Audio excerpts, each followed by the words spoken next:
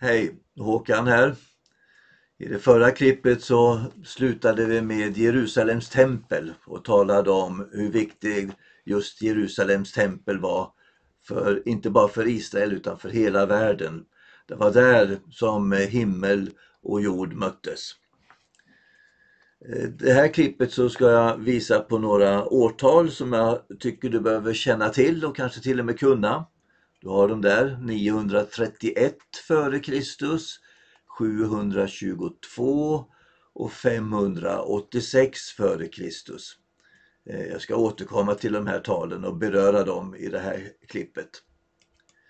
När kung David hade dött så tog hans son Salomo över ledningen.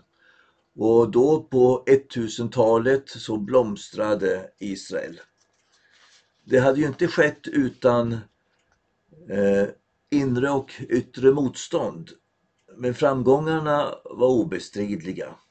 Landet levde i fred, man utvecklade ett enormt välstånd.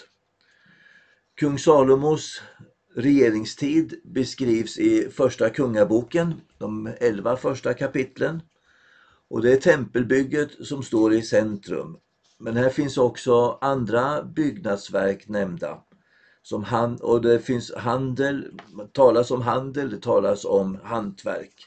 Det talas om administrationen och den sköttes exemplariskt.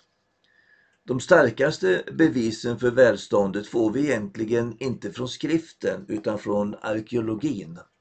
I staden Megiddo till exempel fanns en strategiskt placerad fästning. Den låg utefter den huvudväg som förband Egypten med Syrien.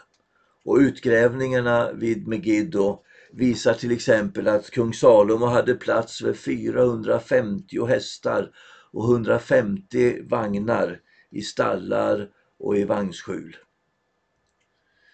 Kung Salomo drev stor handel med länderna runt omkring Israel. Redan kung David hade handlat med en kung som hette Hiram i Libanon och därifrån skaffat mängder av material till tempelbygget. Därifrån kom också 10 000-tals arbetare. De arbetade i 2 månader innan de ersattes av andra 10 000-tals arbetare från Libanon. Kung Salomo försvarade och fortsatte utvecklingen bra. Han hade en stor reguljär armé till sitt förfogande. Och en viktig plats för både flottan och handeln, det var Eshon Geber som ligger vid Elot, vid stranden av Röda havet. Idag heter staden Eilat och den är viktig för turistnäringen i Israel. Ryktet om kung Salomo och hans prakt nådde långt. Han handlade med Syrien som vi sagt, han handlade med Egypten, Etiopien och västerut så långt som ända bort till Spanien. Men det var inte bara hans förmögenhet som nådde ryktbarhet utan också hans visdom. Det berättas att drottningen av Saba reste till Israel bara för att få lyssna till kungen och till hans vishet. Men ändå så blev slutet för kung Salomo tragiskt. Sanningen är den att han kom allt mer att fjärma sig ifrån Israels Gud. Han bröt redan mot det första budet när han en dag tillät dyrkan av andra gudar i Jerusalem. Han hade skaffat hundratals fruar och många av dem kom från andra folk, trots att Gud hade förbjudit det. Vi reagerar naturligtvis direkt på att han hade så många fruar. Men på den tiden så var det status. Och det ansågs till och med vara en barmhärtighetsgärning eftersom många kvinnor fick ett bra liv när de gifte sig med kungen och levde i hovet. Det är inte sagt som en ursäkt utan bara som en förklaring. Men många av de där främmande kvinnorna dyrkade andra gudar. Och Salomo både tillät och uppmuntrade att det byggdes offerhöjder åt dessa. När kungen sen dog så utbröt en maktkamp om vem som skulle efterträda honom. Och den striden slutade med att Jerobeam blev kung för 10 stammar i norr och Rehabiam fick 2 stammar i syd. Där ingår också Jerusalem. Nordriket kallas vanligtvis för Israel och Sydriket kallas endast för Sydriket eller Judarike. Året är nu 931 före Kristus. Och här har vi då ett bibelställe. Det står: så avföll Israel från Davids hus och har varit skild från det ända till denna dag. Under de år som följde så regerade i Israel bland annat en drottning som hette Isabel. Och en av dem som stod emot Isabel, det var profeternas profet Elia. Första och andra kungaboken innehåller en hel del berättelser ifrån den här tiden.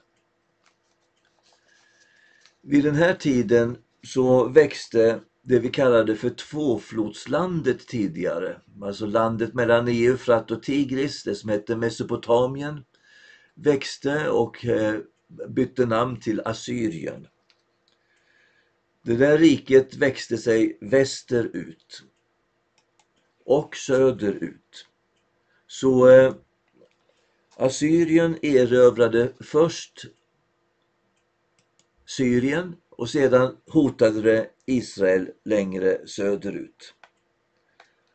200 år senare, år 722 före Kristus, det är det andra årtalet vi talade om, så kunde assyrierna invadera Israel och föra bort Israels 10 stammar i fångenskap.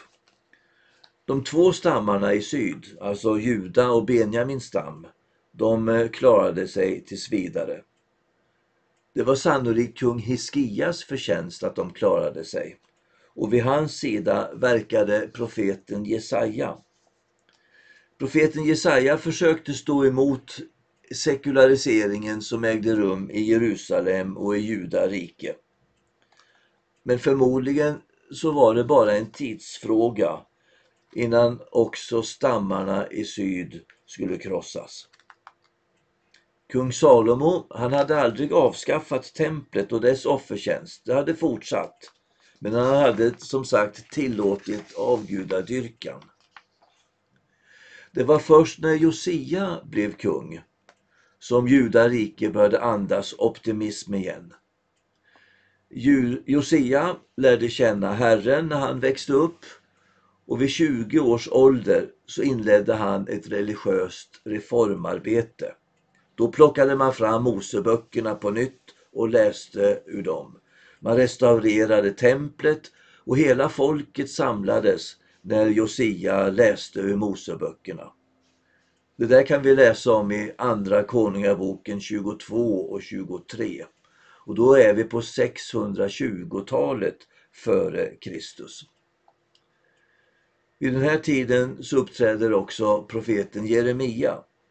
Han var sannolikt medarbetare till kung Josia så länge som han regerade. Josia efterträddes av en av sina söner som hette Jojakim. Och tyvärr så kom denne Jojakim att regera på egyptiernas villkor. Och profeten Jeremia var motståndare till utvecklingen och blev alltså motståndare till kung Joakim också. När sedan Josias yngste son Sidkia efterträdde sin bror så var faran överhängande. I Assyrien, alltså norr om Israel, så fanns en provins som hette Babylonien. Och den där provinsen i Assyrien hade kämpat för och också fått självständighet. De regerade nu i Israel och de fortsatte att hota Juda. När Sidkia blev kung så var Jerusalem omringat av den babyloniska herren. Babylonierna grep Judarikes kung och administration och förde bort dem i fångenskap 597 före Kristus. Men de hade då inte trängt in i Jerusalem. Bland de där profeterna som fördes bort i fångenskapen fanns profeten Hesekiel. Jeremia skrev ett brev till dem som hade förts bort och skrev att fångenskapen skulle vara i 70 år. Och så blev det också. Kung Sidkia levde med ett slags hatkärlek till Jeremia. Men Jeremia råkade ändå i onåd och han fängslades. Till sist så gick babylonierna in också i Jerusalem år 586. Det var ju det tredje årtalet som vi skulle röra vid. 586 före Kristus så jämnades Jerusalem med marken och det ståtliga templet i Jerusalem jämnades med marken. I nästa klipp så ska vi backa någonting och se ytterligare något av det profetiska som finns hos kung David. Men då får vi vänta till nästa gång. Tack för att du tittade och välkommen igen.